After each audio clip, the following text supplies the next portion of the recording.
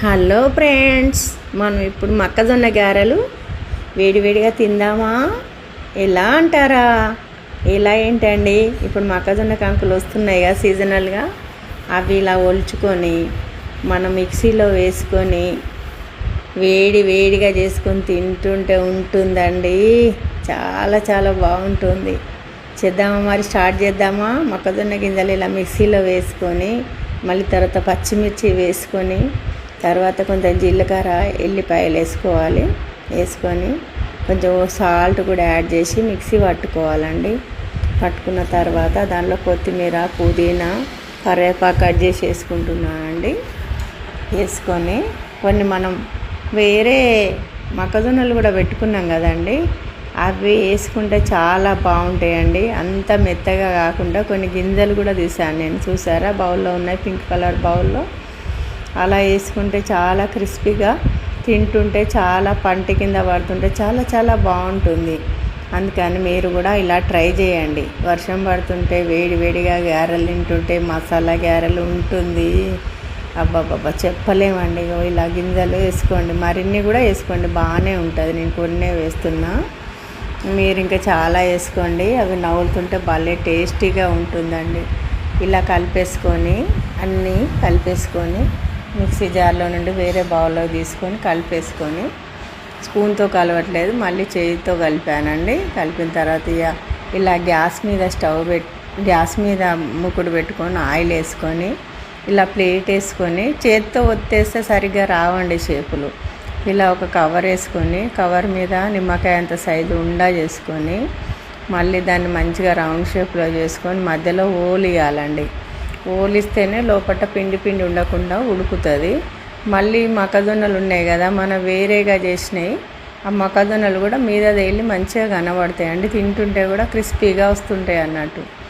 అలా బాగుంటుంది. మీరు కూడా ట్రై చేయండి. ఇలా ఒత్తుకొని దాంట్లో మూకుట్లో వేసుకొని కాల్చుకోవాలి.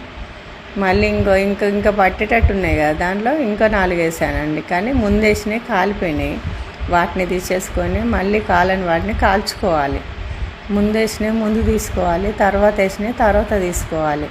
ఎందుకంటే ఇవి మాడిపోతున్నాయి కదా. తీసుకొని ఆయిల్ కారటానికి అలా కంటైనర్ పెట్టాను కదండి, దాంట్లో వేసుకుంటే ఆయిల్ లేకుండా వస్తాయి. ఈ మొక్కజొన్న కంకుల గారెలకి ఏమైనా ఆయిల్ ఉంటుంది బాగా హెవీగా.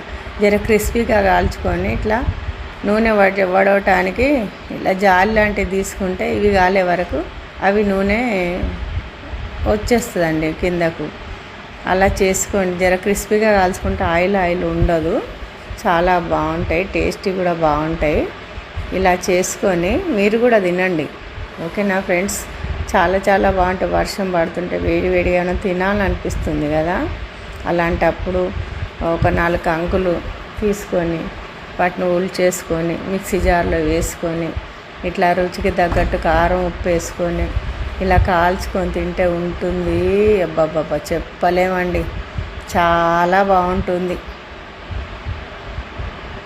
మళ్ళీ ఇంకొక ట్రిప్ కూడా వేసుకుందాం. ఎందుకంటే ఒక 4-5 అంటే టేస్ట్ తెలియదు. కొన్ని 10-15 వేసుకున్నామంటే అందరం కూర్చొని తినొచ్చు కదా. అలా అని మళ్ళీ వేసాను.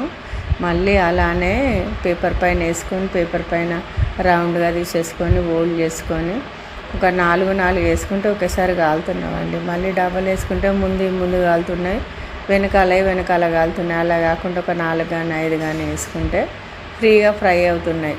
అలా ఫ్రై చేసుకున్న తర్వాత ఒక బౌల్లో వేసుకోవాలండి.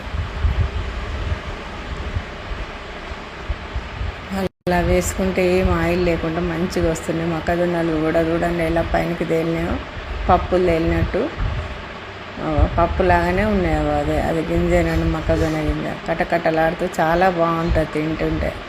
ట్రై చేయండి ఫ్రెండ్స్. మీరు కూడా ఖాళీగా ఉంటారు కదా, ఏమైనా తినాలనిపించినప్పుడు పిల్లలు స్కూల్కి వచ్చేసరికి కూడా పిండి ప్రిపేర్ చేసుకొని వాళ్ళు రాగానే వేడిగా వేసేస్తే ఆఫీస్ నుంచి మగవాళ్ళు కూడా ఆఫీస్ నుంచి వచ్చినాక ఏమైనా తినాలని ఉంటుంది, అలసిపోయి ఉంటారు కదా, వాళ్ళకు కూడా చేసి పెట్టండి పిండి ప్రిపేర్ చేసుకొని.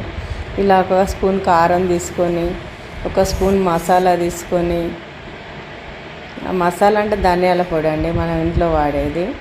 మళ్ళీ కొంచెం ఉప్పు, సాల్ట్ ఇదివరకు వేసాం కాబట్టి కొద్దిగా సాల్ట్ తీసుకొని అంటే ఊరికైనా తినకుండా ఉప్పు కారాలు జర ఎక్కువ తినే వాళ్ళైతే ఇలా మసాలా ఉప్పు కారం యాడ్ చేసుకొని మళ్ళీ కొన్ని ఆనియన్స్ కూడా కట్ చేసుకొని సైడ్కి పెట్టుకుంటే వేడివేడిగా కారపొడి చల్లుకొని తింటుంటే ఉంటుందండి, మస్తు ఉంటుంది.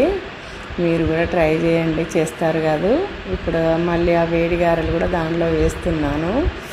వేసిన తర్వాత ఆ ప్లేట్లోకి తీసుకున్న తర్వాత ఇట్లా వాటిపైన ఇలా చల్లేసుకుంటే ఉంటుంది చూడండి, మస్తు టేస్టీగా ఉంటుంది.